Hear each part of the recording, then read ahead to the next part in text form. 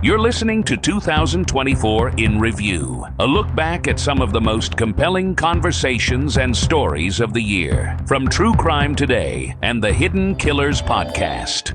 This is the Hidden Killers Podcast with Tony Brueski, featuring former FBI Special Agent and Chief of the Counterintelligence Behavioral Analysis Program, Robin Dreeke. Well, we found out what exactly was in that phone questionnaire from Ann Taylor, the defense of Bryan Kohberger, the phone call that went out to 400 potential jurors in the Moscow, Idaho area. Keep in mind, the population in that area, not that big, a little over like 20-some thousand people. So you put a call out to 400 people. Those 400 people are going to be impacted, and those 400 people probably have friends, acquaintances, family members. And slowly, you start to infect a jury pool or taint a jury pool when your goal is to point out that the jury pool has already been tainted. But can you claim that when you're the one pouring the taint into the water of that pool? That's kind of the question. Joining me to discuss, Robin Dreeke, retired FBI special agent.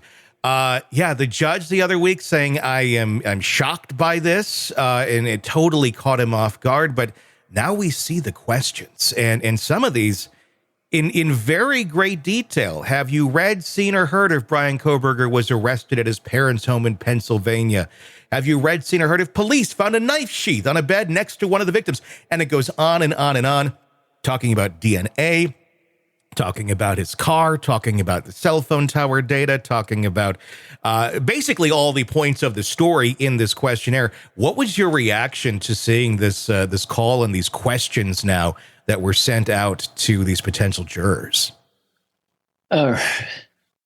Befuddling a bit, as I'm not quite sure what her goal was for all the reasons you just said. If she's trying to prove that the jury pool is tainted, it looks like she just tainted it. Mm-hmm. It's just, as an interviewer, because that's primarily what my job really was. I'm a recruiter of human beings and an interviewer, and these are almost leading questions that she's asking.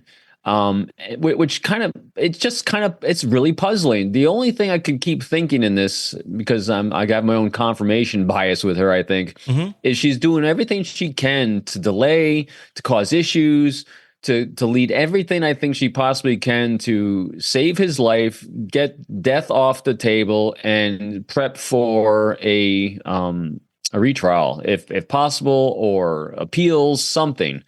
So I really think she's just, like we've been seeing with her, she's thrown everything she possibly can at this. I'm not quite sure what the intent of this part was, though. It's odd. It is odd. I mean, and at what length? I mean, anybody can do anything technically, but at the end of the day, there are consequences for your actions. And her being an attorney, and a very high power one that is being used by the state right now. One of the very few capital crime attorneys that are qualified for this. I'm wondering how the judge is going to react now that he actually sees these questions. If her goal is to get this thing moved, is this something where the judge is going to go, look, you already tainted it, now we have to move it? Or is this like, yeah, you tainted it, now you get to lie in your own bed? If I was a betting man on this one, I'm going to say lie in your own bed, because this case has so much international, not just national, international attention. I have a hard time not knowing who wouldn't be able to answer those questions. It's not just in the town there. So that's why I don't quite understand what the purpose of those questions really were. I don't see the judge moving the venue. I don't see him saying that the jury pool is tainted like you claimed it is based on the survey results. That's why I'm really just not quite sure what her play at this was. Yeah, I mean, and let's cover some of the questions here. Because if you didn't know about the case, or let's just say you knew bits and pieces of it, this would certainly make you want to learn more, especially if this happened in your backyard. Some of them that I haven't read yet. Have you read, seen, or heard that DNA found in the knife sheath was later matched to Bryan Kohberger? That almost like, I mean, it was, but it almost kind of like implies, is it a question? Is it a statement? Maybe you should look that up a little bit and, taint your mind a little it. Have you read, seen, or heard Mr. Kohberger owned the same type of car reported seen driving in the neighborhood where the killings occurred? Have you read, seen, or heard of the cell phone tower data showed that Bryan Kohberger made several trips near the victim's home in the month before the killing? The thing is, all these things that she's asking are true. It's evidence. So what is it? What is the point? I mean, if you were to dive into this, and I know you don't know the answer, I don't know the answer, but if you were to kind of dive into this and try to figure out what is the goal other than tainting a jury pool, where is she going?